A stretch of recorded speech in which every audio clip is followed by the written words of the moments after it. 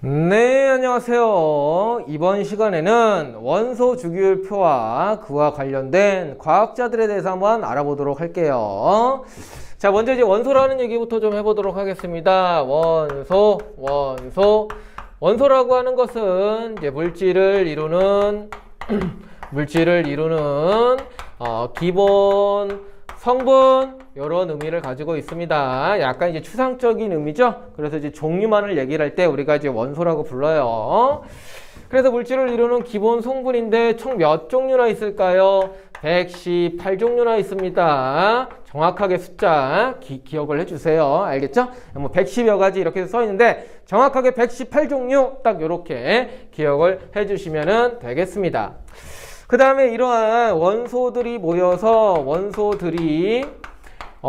뭐가 되겠어요? 우리가 알고 있는 다양한 이 세상의 물질이라고 하는 것들이 되겠죠.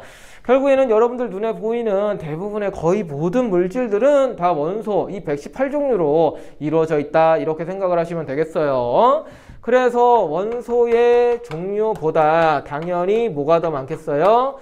물질의 종류가 더 많다. 물질의 종류가 압도적으로 많다. 이렇게 생각하시면 돼요. 그러니까 여러분들 눈에 보이는 것들 다 부셔가지고 원소로다가 종류별로 이제 분류를 하면은 한 118개 나온다라는 얘기예요. 그렇죠? 그냥 간단하죠. 그래서 이제 원소라는 얘기에 대해서 조금 얘기를 해볼까요? 이게 몇 개라고요? 이게 총 몇 종류라고요? 118종류라고요. 그래서 이제 과학자들은 이제 요거를 갖다가 어떻게 나열을 하면 좋을까? 이런 이제 생각을 할 수밖에 없습니다. 그래서 뭐 5개씩 이렇게 나눌 수도 있고 아니면은 뭐 10개씩 끊어서 이렇게 정리를 할 수도 있고 하죠. 그런데 이제 과학자들은요, 얘네들의 이제 성질에 맞춰가지고 뭔가 숫자를 셀수록 뭔가 반복되는 성질이 계속해서 발견이 된다. 이렇게 좀 생각을 합니다. 주기적으로 뭔가 비슷한 성질을 나타내는 원소가 계속적으로 존재를 하는 거죠. 그래가지고 이제 어떻게 할까 해가지고 결국에는 현대적인 원소 주기율표라는 걸 만들어서 거기다가 깔끔하게 정리를 하죠. 그런데 우리는 이제 그 최종 결론 이전에 있는 과학자들 좀 몇 분들 먼저 살펴보면서 얘기를 좀 해보도록 해요. 그래서 뭐 이제 우리는 뭐 문제를 풀어야 되니까요. 결국에 누구부터 좀 기억을 해주시면 되냐면은요.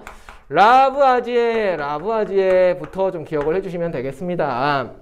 그래서 라브아지에 같은 경우에는 뭐 유명한 사람이죠, 그렇죠? 물도 분해해가지고 뭐 수소하고 산소도 수소와 산소가 있다라는 걸 좀 알아내고 그 다음에 뭐 질량 보존 법칙 거기서도 좀 나오는 사람이에요, 그렇죠?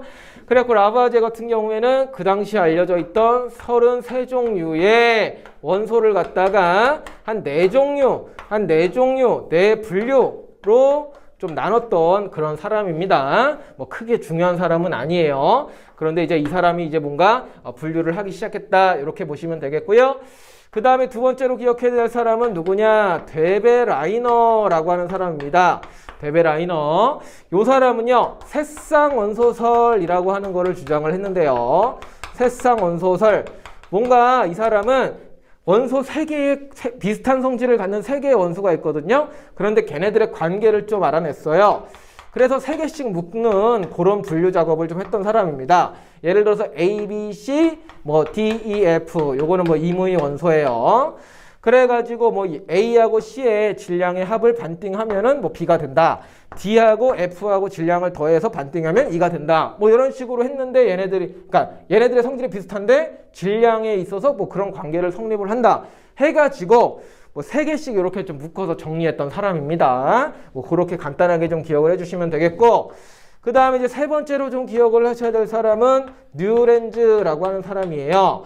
이 사람은 이제 옥타브설이라는 거를 주장을 합니다. 옥타브설. 그래서 이 사람은 원자량 순서대로 원자의 질량, 원자량 순서대로 원소들을 나열을 하다 보니까 뭔가 8번째마다 비슷한 성질이 나타나는 거를 발견을 하게 돼요. 도레미파솔라시도 이렇게 되죠, 그렇죠? 8개. 8개하고 이제 옥타 뭐 이런 말이 연관이 있는데, 그렇게 해서 이제 8개씩 뭔가 8개마다 뭔가 주기적인 성질이 나타난다. 뭐 이런 거를 좀 알아냈던 사람입니다. 이렇게 빨리 얘기하는 이유는 뭐 크게 중요한 사람들이 아니라서 그런 거예요. 그래서 간단하게 키워드 위주로 좀 기억하시면 되겠고요. 여기서부터가 중요합니다. 네 번째, 멘델레예프입니다. 멘델레예프라고 불러요. 이름이 5글자예요. 그쵸? 요 사람이요, 이제 최초의 주기율표를 만든 사람이에요. 그러니까 중요한 거예요. 그래서 이 사람 이름은 반드시 기억을 해 주셔야 됩니다.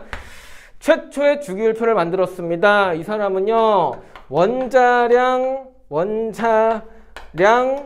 순으로 나열을 한 사람이에요. 원자량 순으로 갖다가 나열을 해요. 원자량이라 하면 누구하고 누구 생각하면 되냐면요, 양성자하고 중성자를 합한 질량을 생각을 하시면 돼요.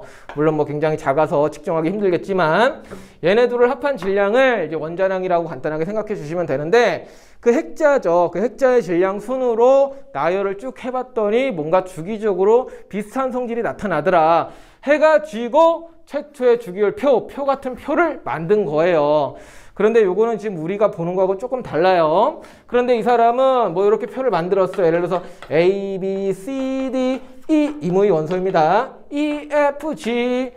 근데 이런 식으로 만들다가 뭐 H, I, J, K 이렇게 이제 만들었는데 쭈쭈쭈쭈쭈 중간에 여기는 뭔가 아직 우리가 찾아내지 못한 것 같다 하면서 뭐 빈자리까지 만들어 둡니다.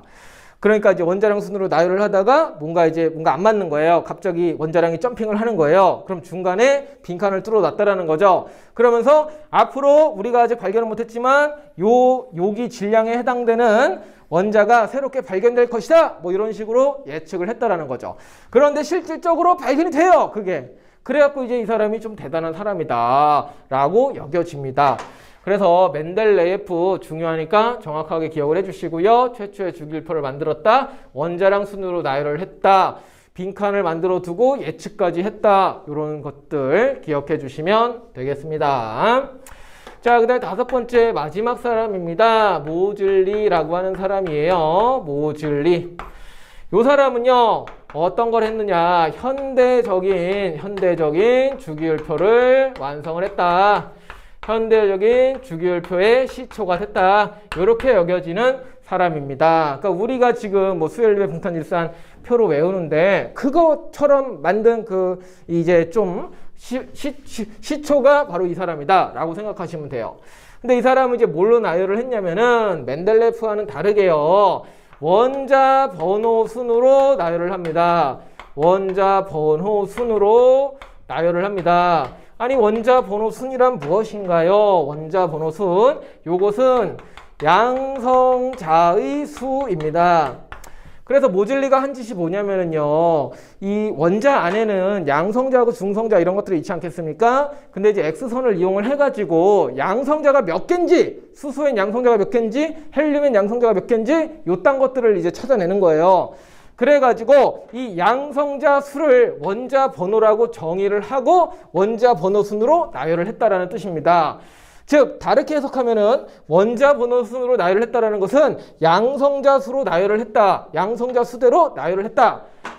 양성자가 1개면 1번, 양성자가 2개면 2번, 양성자가 3개면 3번 이렇게 했다라는 거예요. 그래갖고 쭈루루룩 나열을 해가지고 우리가 알고 있는 현대적인 주기율표를 완성을 했죠. 수, 헬, 리배, 붕탄, 질산, 풀, 네. 남아 한번 써볼게요. 알규, 인황, 염화, 칼칼. 우리 20번까지는 친숙하죠, 그쵸? 물론 이제 중간에 좀 더 있긴 하지만 우리가 알고 있는 그 익숙한 그 원소 주기율표의 이제 출발점이 됐다. 이렇게 좀 기억하시면 되겠어요. 제일 중요한 사람은 이 사람이고요. 그 다음에 이제 이 사람은 좀 이제 그거를 업그레이드 했다. 이렇게 좀 생각해 주시면 되겠습니다. 그렇다고 얘도 완전히 무시하면 안 돼요. 이름하고 키워드 정도는 좀 기억을 해 주셔야 문제를 잘 풀 수가 있습니다. 이번 수업은 여기까지 하도록 하죠. 네, 안녕하세요. 이번 시간에는 원소 주기율표에 대해서 한번 알아보도록 하겠습니다. 118종류나 있죠, 그렇죠? 그거를 갖다가 이제 표에다가 맞춰가지고 정리를 하는 거예요. 모즐리가 이제 처음에 기틀을 마련했고, 그 다음에 이제 후대 과학자들이 이제 118개까지 이제 알아낸 다음에 그거를 갖다가 표에다가 예쁘게 정리를 했습니다. 그거를 좀 한번 해볼게요. 그래서 이제 1번 누구죠? 수소가 되겠습니다. 그 다음에 좀 밑에부터 쓸게요. 리튬, 그 다음에 나트륨, 그 다음에 칼륨, 그 다음에 루비듐, 그 다음에 세슘, 그 다음에 프랑슘, 뭐 이런 것들이 있습니다. 그 다음에 베릴륨, 그 다음에 마그네슘, 그 다음에 칼슘, 그 다음에 스트론튬, 그 다음에 바륨, 그 다음에 라듐, 이런 것들이 있습니다. 그 다음에 조금 이제 여기 써야 되는데 중간에 좀 뚫려 있어갖고 여기서부터 좀 써보겠습니다. 그 다음에 스칸듐,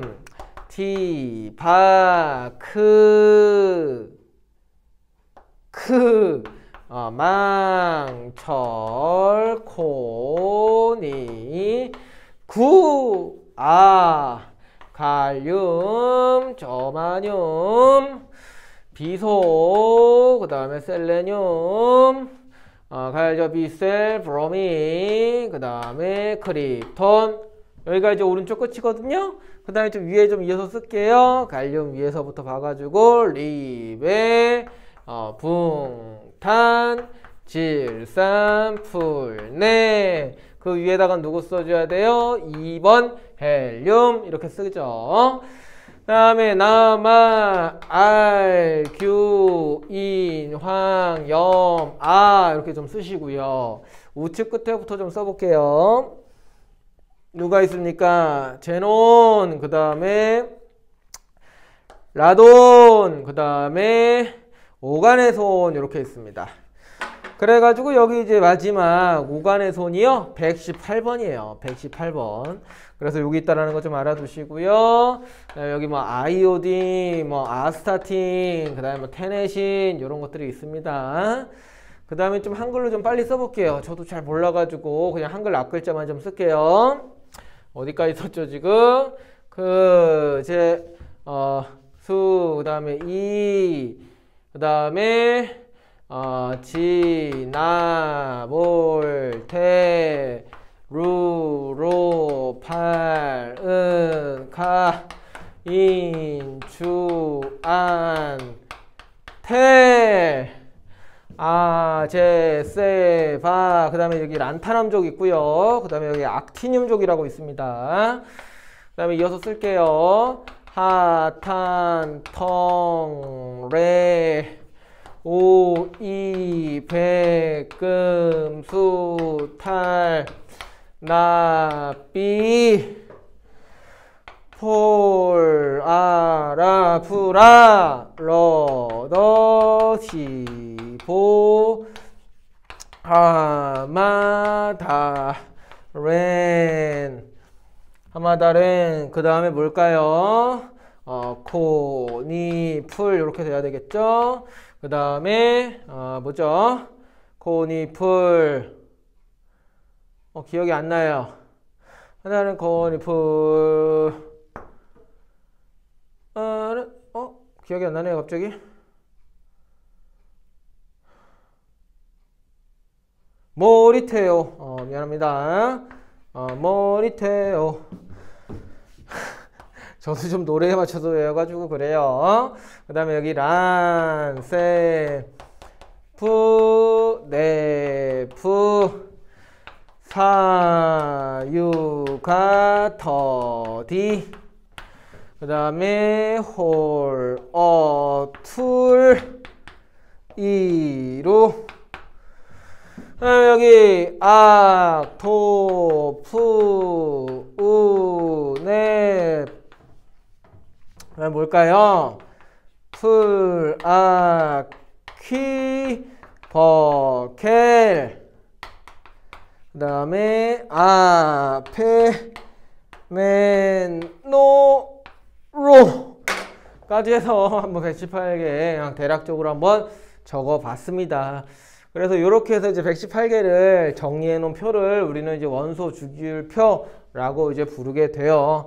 그래서 이렇게 정리한 이유는 뭐냐면은요, 이제 원자번호 순, 즉 양성자 수로 쭉 나열을 할 때 비슷한 성질이 나타나는 것을 세로 줄에 배치하기 위해서 이런 표를 만들었다라고 보시면 되겠고요. 특히 세로줄이 중요한데 세로줄을 갖다가 뭐라고 부르냐면요, 족이라고 부르게 됩니다. 그래서 첫 번째 있는 족을 1족, 두 번째 족을 2족, 3족, 4족, 5족, 6, 7, 8, 9, 10, 11, 12, 13, 14, 15, 16, 17, 18쪽 이렇게 이제 부르게 돼요. 그래서 총 세로줄이 18줄이 있다라는 것, 18쪽까지 있다라는 것 알아두시면 되겠고요. 같은 족끼리는 성질이 비슷합니다. 그 다음에 가로줄도 이름이 있어요. 가로줄은요, 우리가 이제 주기라고 불러요. 그래서 첫 번째를 1주기, 그 다음에 두 번째를 2주기, 3주기, 4주기, 5주기, 6주기, 7주기라고 해서 가로줄은 7주기가 있다라는 거 알아두시면 되겠고, 여기 뒤에 란탄음족, 악틴음족 따로 빼서 썼는데 얘네들을 여기다 낑겨 쓰면은 이게 너무 커지기 때문에 이렇게 좀 일반적으로 표현을 합니다. 그리고 얘네들은 사실은 여기 안에 있는 거라고 좀 생각해 주세요. 그래가지고 이 원소 주기율표라고 하는 것은 7주기 18쪽으로 배열을 한다라고 기억해 주시면 되겠습니다. 여러분들은 여기 끝까지 외울 필요는 없으시고요. 일단은 20번까지 수, 해, 리, 배, 붕탄, 질산, 풀레, 남아, 알규, 인왕, 염화, 칼까지 20번이죠. 여기까지는 완벽하게 좀 암기를 해주시고, 그 다음에 이제 그 밖에 필요한 것들 있으시면은 또 이제 뭐 많이 그래도 뭐 알고 계실 거예요. 뭐 예를 들어 가지고 뭐 인을 쓰면은 뭐 H 뭐 이런 거 알고 계시죠, 그렇죠? 뭐 이런 식으로 해서 암기를 해 주시면 되겠습니다. 일단은 전체적인 틀이 이렇게 된다라는 거 한번 좀 봐주시면은 좋겠어요. 이번 수업은 여기까지 하도록 하죠. 네, 안녕하세요. 이번 시간에는 금속, 비금속, 중금속에 대해서 한번 알아보도록 하겠습니다. 원소 주기율표 이렇게 이제 표현을 한번 해 봤는데요. 이거를 크게 세 부류로 나눠 보도록 하겠습니다. 먼저 일단 경계를 좀 해주시는 게 좋겠는데요. 요렇게 좀 한번 끊어볼게요. 그래서 여기 붕소, 규소, 점화뇽, 비소, 안티모니, 텔레륨, 폴로늄까지 있는 놈들을 우리가 이제 뭐라고 부르냐면은 준금속이라고 불러요. 그래서 준금속은 금속과 비금속을 나누는 경계에 해당된다. 이렇게 좀 알아두시면 되겠고, 그 다음에 여기서 이제 우측 상단에 있는 요놈들 있죠. 요놈들을 갖다가 우리가 이제 뭐라고 부르냐면은 요렇게 테네신, 오가네손까지 요놈들, 그리고 요놈 빼먹으면 안 돼요. 수소까지 선생님이 파란색으로 동그라미 친 것을 뭐라고 부르냐면은요, 비금속이라고 부르게 됩니다. 그 다음에 이제 나머지죠. 요렇게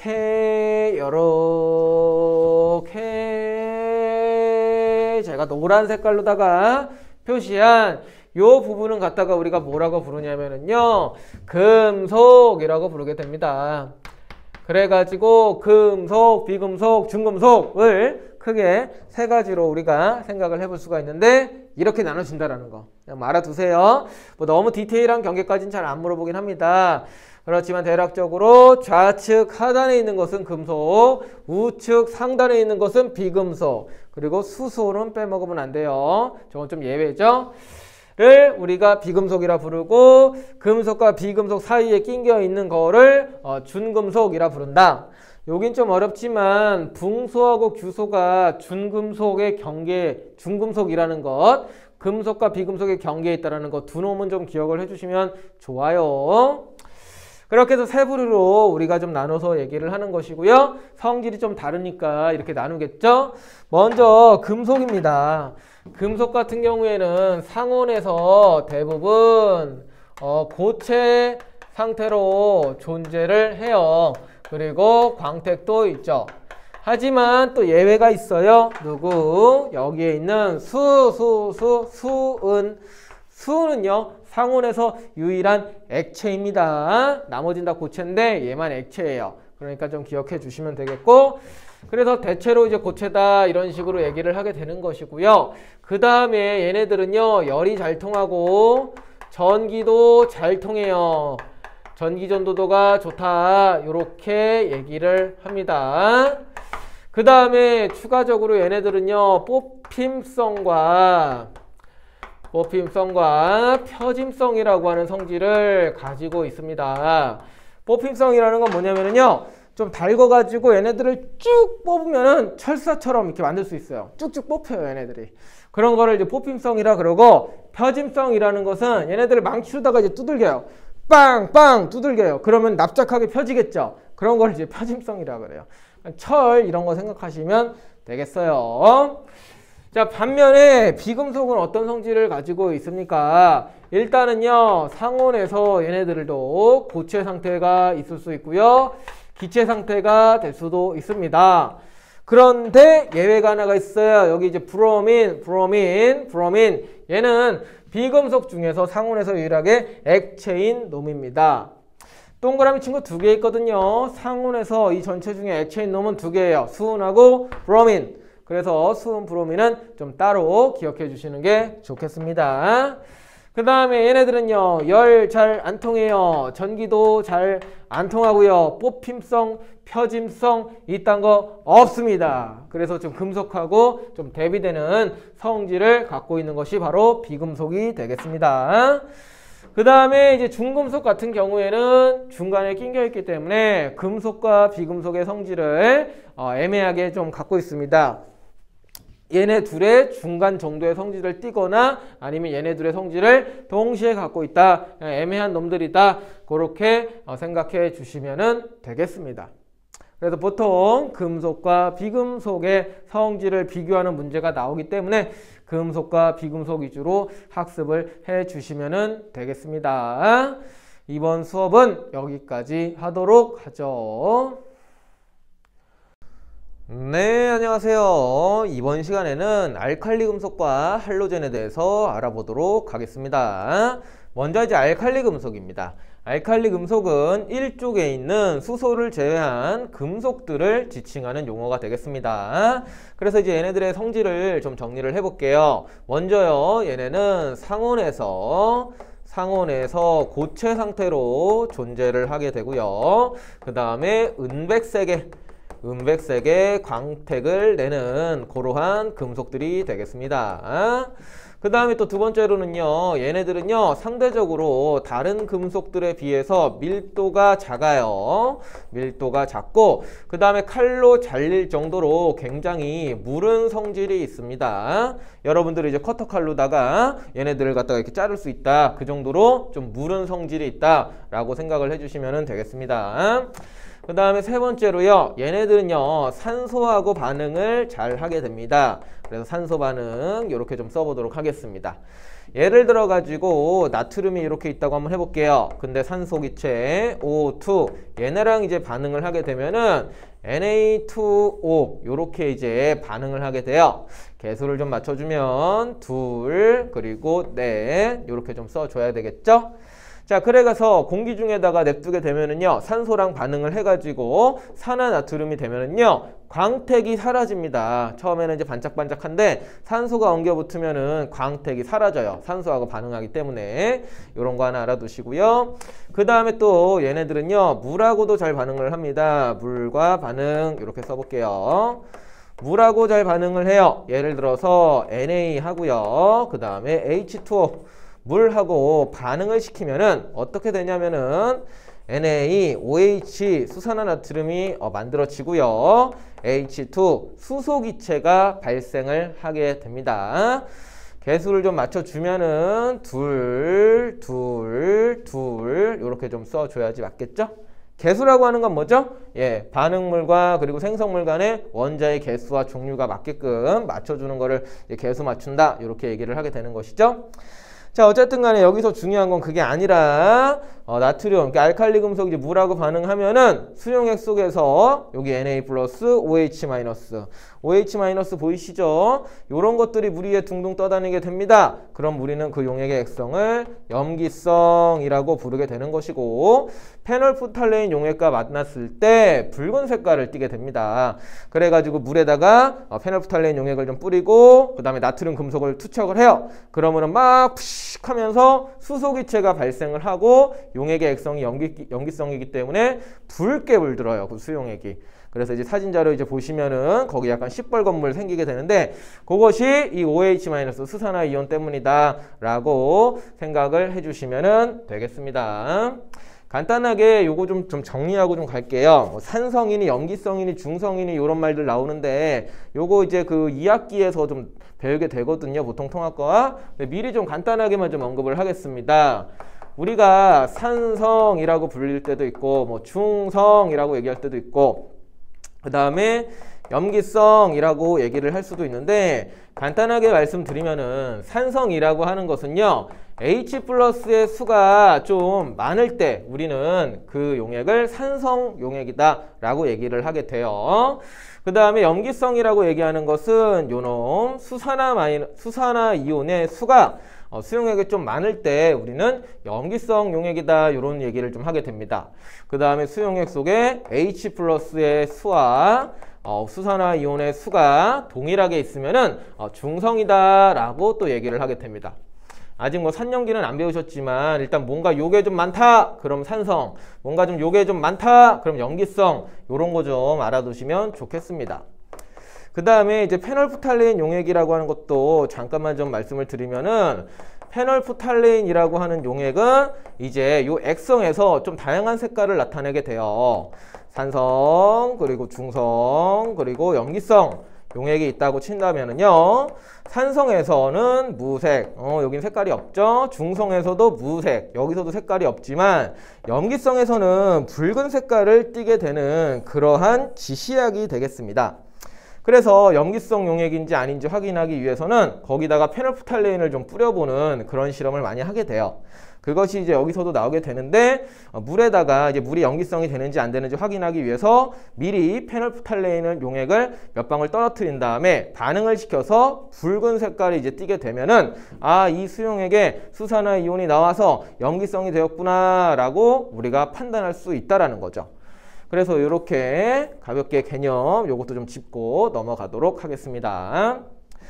자, 그 다음에 계속적으로 특징을 좀 더 얘기를 해보도록 하죠. 5번째로는요, 이놈이 이렇게 이제 산소하고 반응을 많이 합니다. 산소하고 반응을 많이 하기 때문에 산소 그리고 물하고 많이 반응을 하기 때문에 산소나 물하고 접촉이 안 된 상태로 보관을 좀 해야 돼요. 그래서 이제 무슨 표현이 있냐면은, 얘를 보관할 때는요, 석유라든지 또는 액체 파라핀, 요건 화학 물질이에요. 액체 파라핀 요런 거 안에 다가 보관을 해야 된다. 이런 것도 좀 써 있거든요. 뭔가 그냥 공기 중에다가 보관하는 것이 아니라 석유라든지 액체 파라핀 같은 어떤 화학 용액에다가 보관을 해야지 산소와 물과의 접촉을 차단할 수 있어요. 그래야지 이런 반응 없이 순수하게 그 금속을 보관할 수 있다. 그렇게 좀 생각을 해주시면 되겠습니다. 자, 그 다음에 6번째로 반응성의 크기인데, 반응성의 크기. 얘네들이 이런 식으로 이제 반응을 하는데, 리튬, 나트륨, 칼륨 보통 얘네 3개가 많이 나와요. 그래서 쟤네 3개는 누가 더 이 반응을 더 활발하게 하느냐, 그런 거에 대한 내용을 얘기를 하게 됩니다. 그랬을 때 반응성의 크기가 제일 큰 놈은 누구냐면요, 저 셋 중에서 칼륨이 되고요. 또 두 번째로 큰 거는 나트륨, 그 다음에는 리튬, 요렇게 됩니다. 그러니까 요렇게 아래쪽으로 갈수록 반응성이 크다, 요렇게 좀 기억을 해주시면 되겠습니다. 요것이 알칼리 금속에 대한 내용이었습니다. 자, 그다음에 요거는 좀 지우고요. 바로 할로젠에 대한 얘기를 해보도록 하죠. 보통 이제 알칼리 금속하고 할로젠하고 비교하는 문제가 좀 많이 나와요. 그래서 이 개념들은 같이 좀 정리를 해주시기 바랍니다. 자, 할로젠이라고 얘기하는 것은요, 17쪽에 있는 비금속 원소들을 얘기를 하게 됩니다. 그래갖고 17쪽에 누가 있냐면은요, 플로린 있고요, 염소 있고요, 브로민 있고요, 그 다음에 아이오딘, 그 다음에 밑에도 좀 몇 개 있지만 보통 얘네 4개가 많이 나오게 됩니다. 그래서 얘네들의 특징은 어떤 것이 있냐면은요, 일단은 실온에서, 상온에서 이원자 분자로 존재를 합니다. 이원자 분자 형태로 존재를 하게 됩니다.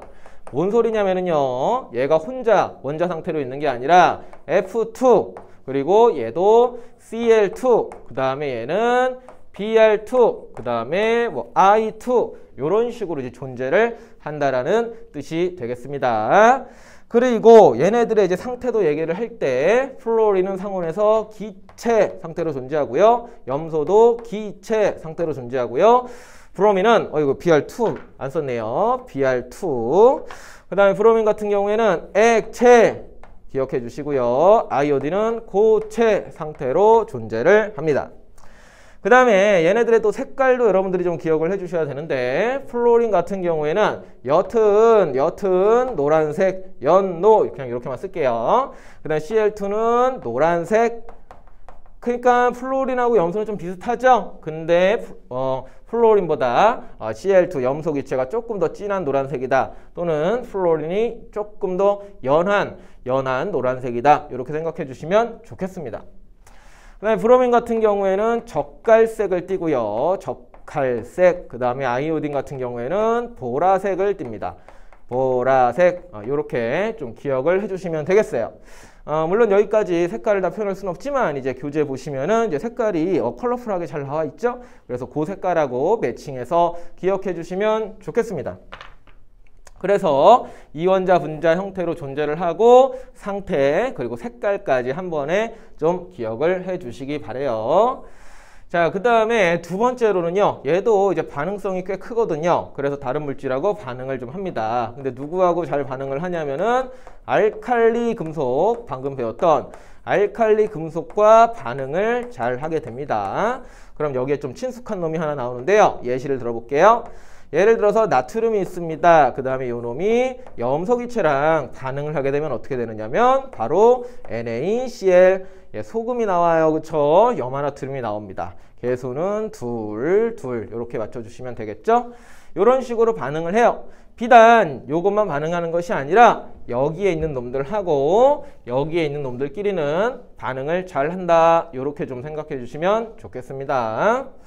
그 다음에 세 번째로는요, 할로젠화 수소라는 거를 만듭니다. 할로젠화 수소.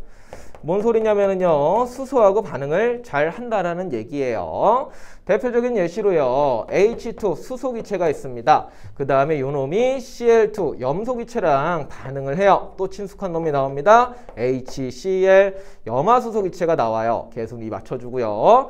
염화수소, 그 다음에 이거 물에 타면은 염산, 그래서 염산 또는 염화수소 이렇게 좀 기억을 해주시면 되겠죠. HCl 요런 놈들이 만들어집니다. 그래서 요 놈들이 수소하고 잘 반응을 하게 되는데, 그렇게 해서 만들어진 거를 할로젠화 수소 이런 식으로도 표현을 한다라는 것 기억해 주시면 되겠어요. 자, 마지막으로 네 번째로요, 반응성의 크기인데요. 반응성의 크기는 누가 제일 크냐면은 알칼리 금속하고 반대가 되는데요. F2 플로린 기체가 제일 크고요. 그 다음 Cl2, 그 다음에 Br2, 그 다음에 I2.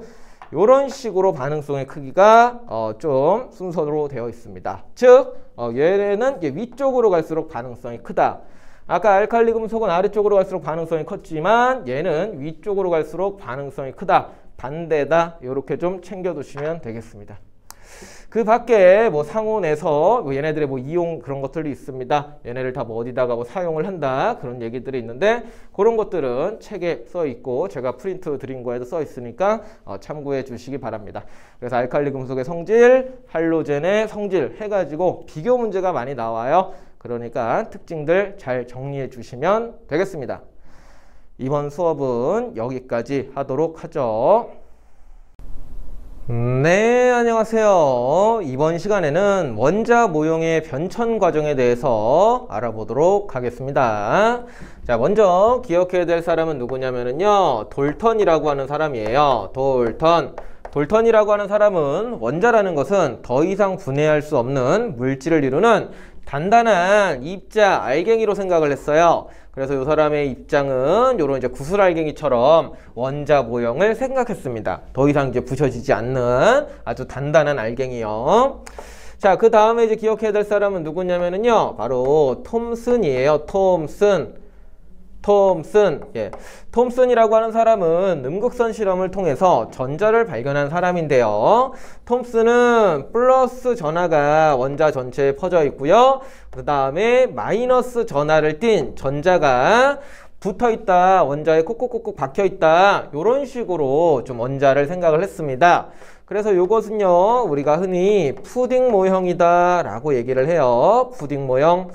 플러스 전하를 띤 요 덩어리에 전자라고 하는 조그만 알갱이가 콕콕콕콕 박혀 있다. 그래서 푸딩처럼 생겼다 라고 생각을 했었습니다. 자, 그 다음에 이제 세 번째로는요, 러더퍼드라고 하는 사람이 있어요. 러더퍼드. 러자가 좀 이상해요. 다시 쓸게요. 러더퍼드라고 하는 사람은 이제 알파입자 산란 실험이라는 걸 통해서 원자핵을 발견한 사람입니다. 그래서 원자의 정 가운데에 플러스 전하를 띤 아주 단단한 입자 원자핵이 존재를 하고 그 주변을 전자들이 돌아다닌다, 이런 식으로 이제 원자 모형을 생각을 했습니다. 마치 태양 주변에 지구가 돌죠. 행성들이 돌듯이 원자도 원자핵이라고 하는 놈 주변으로 전자들이 돌아다닌다, 이런 식으로 이제 생각을 했더랍니다. 자, 그 다음에 이제 기억해야 될 사람은 누구냐면은 바로 보어 되겠습니다. 보어. 그래서 보어라고 하는 사람은요, 이 러더퍼드의 이 행성 모형이라고도 흔히 부르는데, 러더퍼드의 원자 모형에서의 약간의 이제 문제점이 발생했는데, 그거를 좀 수정하면서 좀 예쁘게 좀 나오게 된 모델이에요. 일단은 가운데에 원자핵은 있는데, 전자가 돌아다니는 것도 맞는데, 전자가 돌아다닐 수 있는 궤도가 딱딱 좀 띄엄띄엄 이런 식으로 좀 끊겨 있다, 이렇게 좀 주장을 했던 사람입니다. 러더퍼드와 보어의 차이는, 러더퍼드는 전자가 자유롭게 이렇게 여러 궤도를 마구잡이로 돌아다닐 수가 있었어요. 그런데 그러면 안 됐거든요. 왜냐면은 이제 스펙트럼이라고 하는 게 이제 설명이 안 되고, 그 다음에 이 전자가 원자핵으로 빨려 들어가 가지고 또 원자가 붕괴되는 그러한 문제가 있었거든요. 그래가지고 보어는 그냥 안 빨려 들어가고 이 전자가 왠진 모르겠지만 그냥 특정 궤도를 돌고 있다. 그리고 돌 수 있는 궤도가 띄엄띄엄하게 정해져 있다. 그냥 이렇게 좀 못을 박았습니다. 그래서 이제 보어의 원자 모형은 흔히 이렇게 그리게 되는 거고, 우리가 얘기할 원자 모형에서도 대부분 보어의 원자 모형을 차용을 해서 해석을 합니다. 요게 왜냐면은 이해하기는 쉽거든요. 실제와는 좀 다를 수 있어요. 모형이라고 하는 것이기 때문에. 하지만 요렇게 우리가 원자 구조를 이해를 하면은 여러 가지 현상들을 설명할 수 있기 때문에 요 모델을 많이 사용을 한다, 요렇게 생각해 주시면 되겠습니다. 자, 그 다음에 조금 더 시간도 흐르고 논쟁도 있었는데 결국에 현대에 와서, 그러니까 지금 현재죠. 현대에 와서는 원자 모형이 어떻게 됐냐면요, 좀 이상하게 됐어요. 일단 원자핵이 있는 건 맞는데 전자라고 하는 것이 특정 위치에 정확하게 존재하는 거를 우리가 정밀하게 딱 뭐라고 얘기를 할 수 없다. 전자가 원자핵 주변을 돌아다니는 확률적인 해석만이 가능하다 하면서 그 주변을 전자가 존재할 수 있는 확률로다가 이런 식으로 좀 표현을 많이 하게 됩니다. 그래서 이런 식으로 표현한 거를 우리가 뭐라고 부르게 되냐면은 전자 구름 모형이라고 얘기를 하게 돼요. 전자 구름 모형. 그래가지고 이렇게 점을 선생님이 좀 찍어봤는데, 뭐 점이 많이 찍힌 데는 전자가 존재할 확률이 많다, 그런 의미가 되는 거고, 점이 좀 덜 찍힌 데는 전자가 존재할 확률이 좀 적다, 그런 의미로 해석이 좀 들어가는 어려운 모형이에요. 그래서 요거는 이제 화학 시간에 고등학교 2학년 화학 시간 되면은 조금 자세하게 배우는데 요건 좀 어렵기 때문에 우리는 보호에 이러한 원자 모형을 이제 많이 사용을 한다라는 거 좀 알아두시고 어쨌든 이 원자라고 하는 것의 그 모형이에요. 모형이 요래 요렇게 좀 변화된 과정이 있었다. 좀 참고 내용으로 영상을 올려보니까요. 한번 잘 봐두시기 바랍니다. 이번 수업은 여기까지 하도록 하죠. 네, 안녕하세요. 이번 시간에는 원자의 구조에 대해서 한번 알아보도록 하겠습니다. 먼저 원자라고 하는 것을 갖다가 이제 글로 좀 써볼게요. 원자는 뭘로 이루어져 있습니까? 원자는 원자핵과 그 다음에 전자로 이루어져 있습니다. 이렇게 답변해 주시면 제일 좋고요. 그 다음에 원자핵은 뭘로 되어 있습니까? 라고 물어보신다면 원자핵은 양성자와 그 다음에 중성자로 이루어져 있습니다. 라고 이제 답변을 하시면 되겠습니다. 그 다음에 이제 양성자 같은 경우에는 플러스 전하를 갖고 있고 중성자는 전하가 0 전하를 가지고 있지 않아요. 전자는 마이너스 전하를 가지고 있습니다. 그리고 우리가 흔히 원자라고 얘기하면은 중성 상태의 그런 전기적인 성질을 띠는 알갱이를 얘기하기 때문에 양성자의 전하량과 전자의 전하량이 동일합니다. 그래서 항상 양성자의 개수와 전자의 개수를 똑같이 맞춰줘야 된다. 그렇게 좀 생각해 주시면 되겠습니다. 그 다음에 이거를 좀 그림으로도 한번 표현해 보겠습니다. 원자 번호 2번 헬륨의 원자 모형을 좀 그려볼게요. 헬륨 같은 경우에는 기본적으로 양성자 2개, 중성자 2개로 원자핵이 구성되어 있고요. 그 다음에 전자가 2개 이렇게 존재를 하게 됩니다. 보호의 원자 모형으로 그림을 그린 겁니다. 자, 그렇게 이제 그리게 되는 거고 이제 주의할 점이 이제 이런 거죠. 양성자의 수와 그 다음에 전자의 수를 동일하게 맞춰 주셔야 된다라는 거예요. 그래야지 우리가 중성 상태를 표현할 수 있기 때문입니다. 그 다음에 이 양성자 수가 곧 무엇을 의미한다고요? 원자 번호를 의미하게 됩니다. 원자 번호. 따라서 원자 번호 2번 그러면은 양성자 2개, 전자 2개 이렇게 생각을 해 주셔야 되겠어요. 그 다음에 참고로 말씀드리면은 양성자의 수와 그 다음에 중성자의 수는 어떨까요? 중성자의 수, 중성자 수. 얘네 둘은요, 같을 수도 있고요. 다를 수도 있습니다. 같을 수도 있고 다를 수도 있습니다. 간단하게 이렇게 표현해 봤어요. 요 경우에서는요, 지금 양성자도 2개, 중성자도 2개 이렇게 딱 맞죠. 그런데 원자번호 뒤쪽으로 갈수록 뭔가 중성자가 조금 더 많아지는 그러한 경향성을 보이게 됩니다. 그래서 일단 헬륨까지는 정확하게 이렇게 기억을 해주신데 뒤쪽은 대충 좀 이제 비슷하거나 아니면은 양성자가 조금 더 많구나 그렇게 이제 생각을 해주셔야지 항상 양성자수 중성자수 이걸 보고서는 항상 이제 같이 있구나 그렇게 생각을 하시면 안 되겠습니다. 그래서 뭐 1번 내용 요게 일단은 중요한 내용이 되겠고요. 요 내용까지 참고해 주시고 원자의 구조가 이런 형태로 원자핵과 전자로 그리고 원자핵은 양성자와 중성자로 이루어져 있다를 잘 생각해 주시면 되겠습니다. 요것도 일단 보기가 좋죠, 그렇죠? 요런 것도 필기해 두시면 좋습니다. 기본적으로 간략하게 요렇게 좀 생각해 주시고 그림은 요렇게 생각해 주시면 좋겠습니다. 이번 수업은 여기까지 하도록 하죠. 네, 안녕하세요. 이번 시간에는 전자 껍질과 에너지 준위에 대해서 한번 얘기해 보도록 하겠습니다.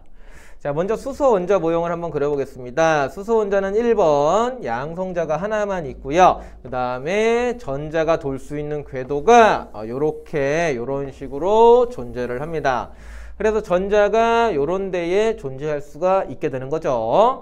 그랬을 때 흔히 여기를 N1, N2, N3 요렇게 많이 얘기를 하게 되는데 여기서 전자가 돌 수 있는 이 궤도 있죠. 전자가 돌 수 있는 이 궤도를 우리는 뭐라고 부르냐면은 전자 껍질 이렇게 불러요. 전자 껍질. 근데 보통 이 전자 껍질은요, 안쪽이 에너지가 가장 작고 바깥쪽으로 갈수록 에너지가 커집니다. 그래서 우리가 일반적으로 그릴 때는 여기 수소에서 바깥쪽의 전자 껍질은 그리지 않고요, 가장 안정화된 상태에서의 1번 전자 껍질에 전자 하나가 존재한다 해서 요 그림만을 우리가 이제 많이 표현을 하게 되죠. 하지만 뒤쪽에도 전자 껍질이 더 있다라는 거 알아두시면 되고, 그 다음에 또 다른 표현으로는 여기 가장 안쪽에 있는 거를 지금 수소에서예요.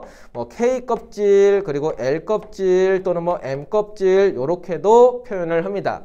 그리고 좀 더 있어요, 뒤에요.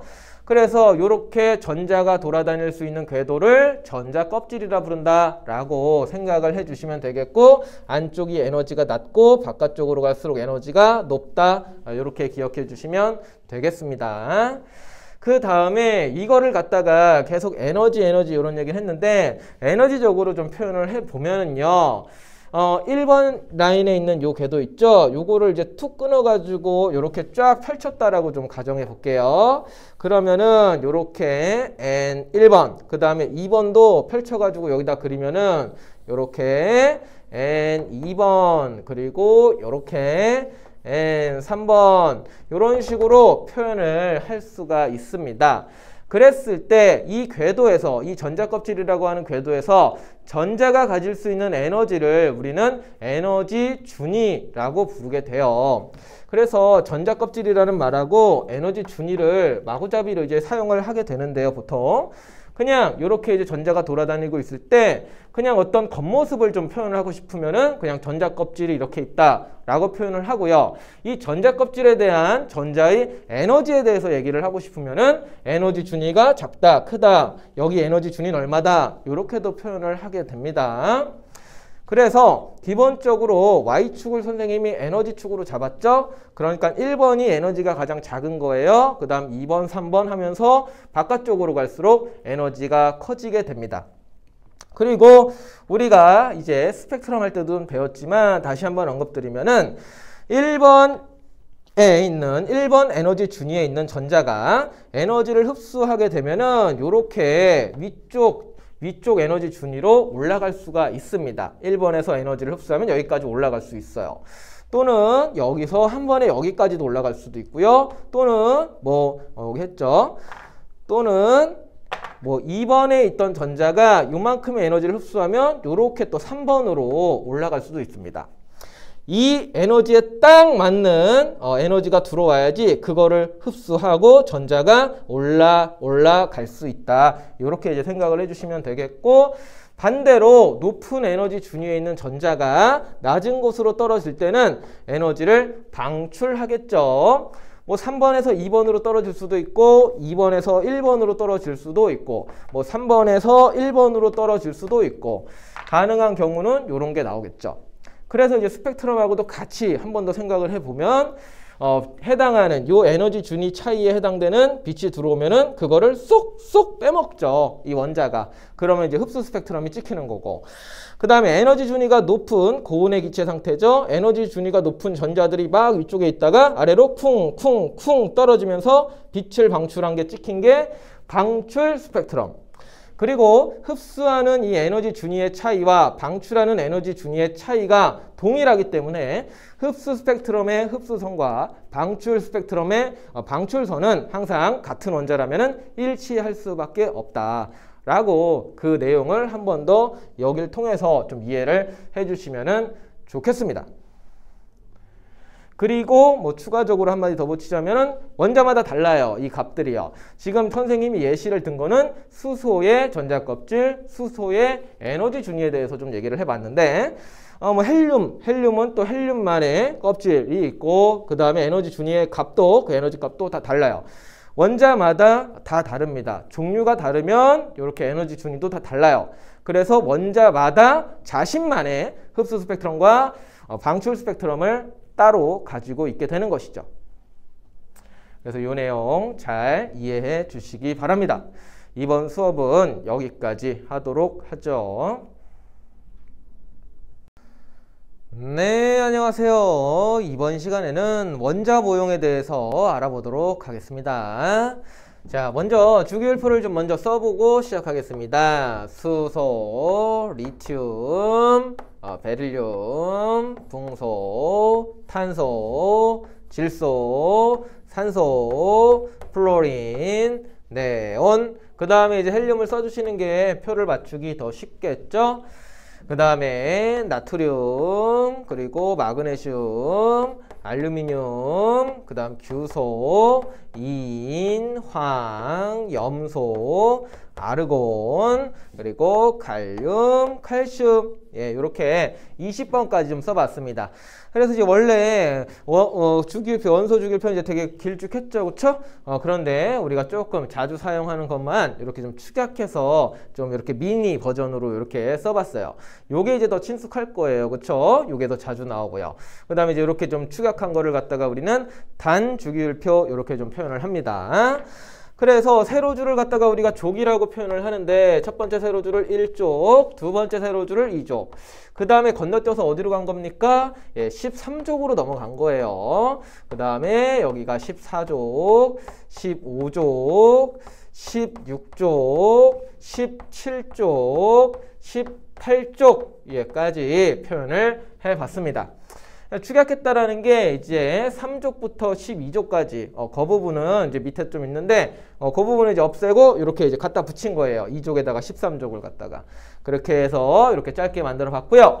그 다음에 가로줄을 뭐라 그랬습니까? 주기라 그랬죠. 그래서 첫 번째 있는 건 1주기, 두 번째 2주기, 그 다음에 3주기, 그 다음에 4주기까지 이렇게 표현을 할 수가 있겠죠. 밑에 5, 6, 7주기는 이제 생략을 하게 된 겁니다. 자, 이렇게 이제 주기율표가 있는데요. 얘네를 갖다가 이제 기호, 그리고 이름, 한글 이름, 그리고 이제 원자 모형, 생김새까지 여러분들이 정확하게 표현할 줄 알아야 됩니다. 그래서 일단 의미하는 바가 좀 있는데 이 주기라고 하는 거 있죠. 1주기, 2주기, 3주기. 주기라고 하는 것은 껍질수, 전자껍질수로 생각을 해주시면 되겠습니다. 1주기는 전자껍질 하나, 2주기는 2개, 3주기는 3개, 4주기는 4개. 이렇게 좀 해주시면 되겠고, 그 다음에 이제 족이라고 하는 것은요, 가장 바깥쪽 껍질에 있는 전자의 수와 관련이 있는데, 1족은 1개, 2개, 13족은 3개, 넷다, 7, 8개, 헬륨은 2개, 뭐 이런 식으로 해서 규칙성이 있습니다. 그래서 그림을 좀 잠깐 그려볼게요. 봐야지 좀 이해를 하실 거예요. 예를 들어서 헬륨 같은 경우에는 1주기죠. 1번이고 1주기예요. 그렇기 때문에 플러스 하나 보통 이렇게 이제 표현을 하고 원자핵이죠. 그 다음에 껍질 하나 그리고 전자도 하나 이런 식으로 이제 표현한다라는 얘기입니다.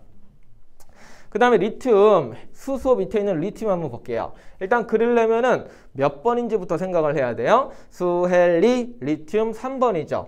그러면은 양성자가 3개 있어요. 그러면 3+라고 이렇게 원자핵의 전하량을 표시를 해주세요. 요게 이제 양성자가 3개 있다, 3번이다. 그런 뜻으로 해석하면 되겠습니다. 그 다음에 리튬 같은 경우에는 2주기에 있잖아요. 2주기에 있기 때문에 리튬은 전자껍질을 2개를 그리셔야 됩니다. 요렇게. 그 다음에 3번이기 때문에 전자를 3개 그려주셔야겠죠. 그런데 첫 번째 껍질에는 전자를 몇 개? 2개까지밖에 못 그려요. 2개 차면 이제 꽉 찬 거예요. 그 다음에 이제 두 번째 껍질에다가는 연암을 1개를 이제 하나 남은 거를 표현을 해주면 되겠습니다. 요게 이제 리튬의 원자 모형이에요. 전자껍질, 첫 번째 가장 안쪽에 있는 전자껍질에는 전자를 맥시멈 2개, 두 번째 전자껍질에는 8개, 세 번째 전자껍질도 8개까지 그릴 수 있다 생각하시고 그림을 이어나가시면 됩니다. 자, 나트륨도 한번 그려보겠습니다. 나트륨, 리튬 밑에 나트륨. 나트륨 같은 경우에는 일단 몇 번입니까?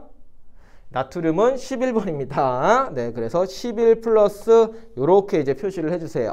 다시 양성자가 11개 있다, 11번이다 그런 뜻이에요. 그 다음에 나트륨 같은 경우에는 3주기이기 때문에 전자껍질 몇 개? 하나, 둘, 3개 이렇게 이제 표현을 하시면 되겠고요. 가장 안쪽 껍질부터 총 11개를 채워 넣어야 돼요. 근데 안쪽 껍질엔 2개니까 하나, 둘. 그 다음에 두 번째 껍질에 하나, 둘, 셋, 넷, 다섯, 여섯, 일곱, 8개까지 채울 수 있죠? 그럼 여태까지 몇 개 넣었어요? 2개, 8개, 10개 채워 넣었죠. 하나 더 넣어야 되죠? 어디다가? 세 번째 껍질에 하나를 이렇게 표현하는 겁니다. 이런 패턴으로다가 이 20번까지를 다 그릴 수 있어야 돼요. 자, 그 다음에 여기서 짚고 넘어갈 게 뭐냐면은 얘네는 1족, 같은 족 원소입니다. 같은 족 원소는요, 가장 바깥쪽에 이 전자 돌아다니고 있는 게 얘는 가장 바깥이 뭐 요거 하나죠? 그러니까 요거 하나, 그리고 얘도 두 번째 껍질에 하나, 나트륨도 세 번째 껍질에 하나. 가장 바깥쪽 전자 껍질에 있는 전자의 개수가 똑같습니다. 그래서 우리는 얘네를 갖다가 비슷한 성질을 가지고 있다 해가지고 우리가 같은 족이다 이런 식으로 얘기를 해요. 그런데 또 예외가 좀 있는데 이 수소라고 하는 것은 또 얘네는 금속인데 얘는 또 비금속이죠. 그래서 얘는 약간 좀 깍두기처럼 좀 생각을 좀 해 주시기 바랍니다.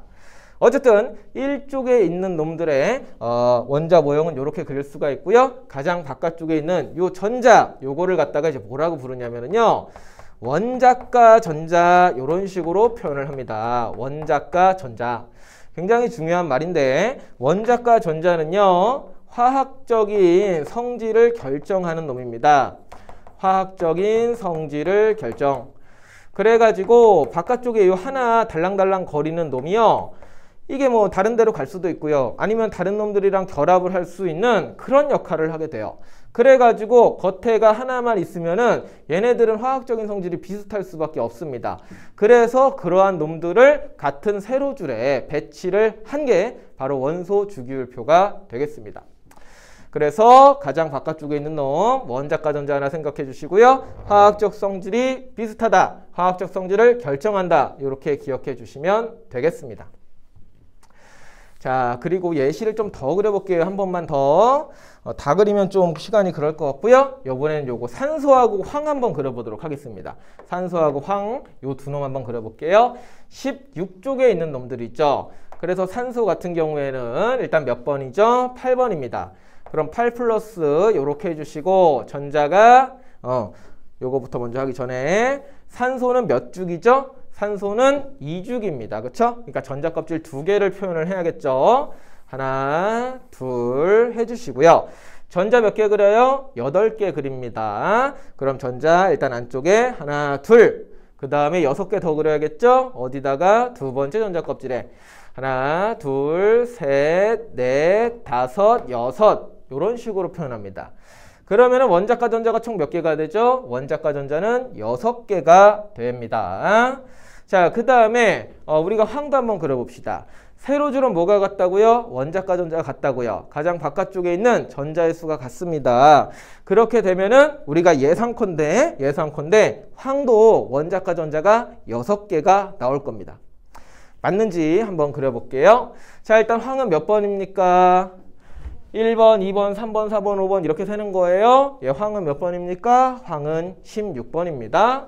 그래가지고 황은 양성자가 16개 있다. 16 플러스 이렇게 가운데 동그라미 하나 해주시고 몇 죽입니까? 황은 3죽이죠. 그러니까 전자 껍질을 하나, 둘, 3개 이렇게 일단 먼저 표현해 줍니다.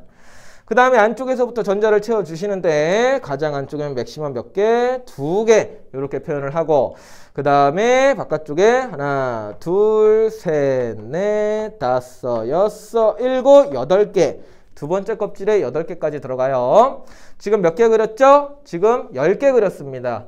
몇 개 더 그려야 되죠? 6개 더 그려야 돼요. 어디다가요? 세 번째 전자 껍질에요. 하나, 둘, 셋, 넷, 다섯, 여섯. 우리가 예상한 결과로 같은 족에 있는 두 원소는요. 바깥쪽에 돌고 있는 전자가 동일하죠. 즉 원자과 전자가 동일합니다. 따라서 화학적 성질이 비슷하게 됩니다. 이 원자 번호가 증가할수록 이 원자과 전자가 변하는 것도 주기적으로 이제 변하게 돼요. 그래가지고 우리가 거기에 맞춰서 이런 주기율표를 만들었다라고 생각을 해 주시면 되겠습니다. 정리를 좀 한번 해보겠습니다. 그래서 원자과 전자라는 게 사실 굉장히 중요한데 원자과 전자의 개수가 1쪽부터 어떻게 되냐면 1쪽은요. 좀 다른 색깔로 1쪽은요. 여기 1쪽은요. 원자과 전자가 1개라고 생각하시면 되겠고요. 2족은요. 2개.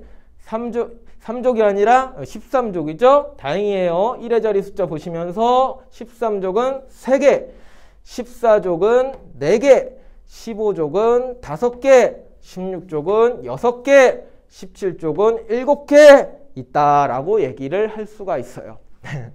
여기서 원자과 전자 17쪽까지 하고 제가 잠깐 끊었습니다. 그 이유는요. 18쪽 원소는 조금 다르게 얘기하기 때문이에요.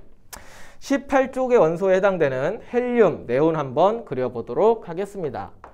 자, 먼저 헬륨입니다. 헬륨 같은 경우에는 원자번호 2번이에요. 그럼 2 플러스 쓰시고 1쪽이니까 껍질 하나 그리시고 전자 몇 개? 전자 2개. 이렇게 우리가 원자 모형을 그릴 수가 있습니다. 그러면 바깥쪽에 2개가 있기 때문에 원자과 전자가 2개 아닙니까? 라고 이제 얘기를 할 수가 있는데 헬륨 같은 경우, 즉 18쪽 원소에 있는 놈은 여기에 전자가 가득 차 있습니다. 맥시멈으로 찼죠. 첫 번째 껍질에 2개까지 찰 수 있다고 했는데 2개가 찼네요. 그래서 얘는요. 화학적 성질이 어떠냐면은 굉장히 안정적이에요. 그래서 얘네들은요. 홀로 존재하려는 경향이 강합니다. 요 2개가 다른 원자하고 결합을 해서 안정을 꾀야 한다기보다는 얘 자체로도 안정적이기 때문에 여기에 있는 2개는 다른 원소하고 화학적인 결합을 안 해요. 그렇기 때문에 우리는 이거를 원자과 전자라 부르지 않습니다. 원자과 전자라는 개념은 다른 원소와 화학적인 결합을 할 여지가 있는 그러한 전자들을 얘기를 해요.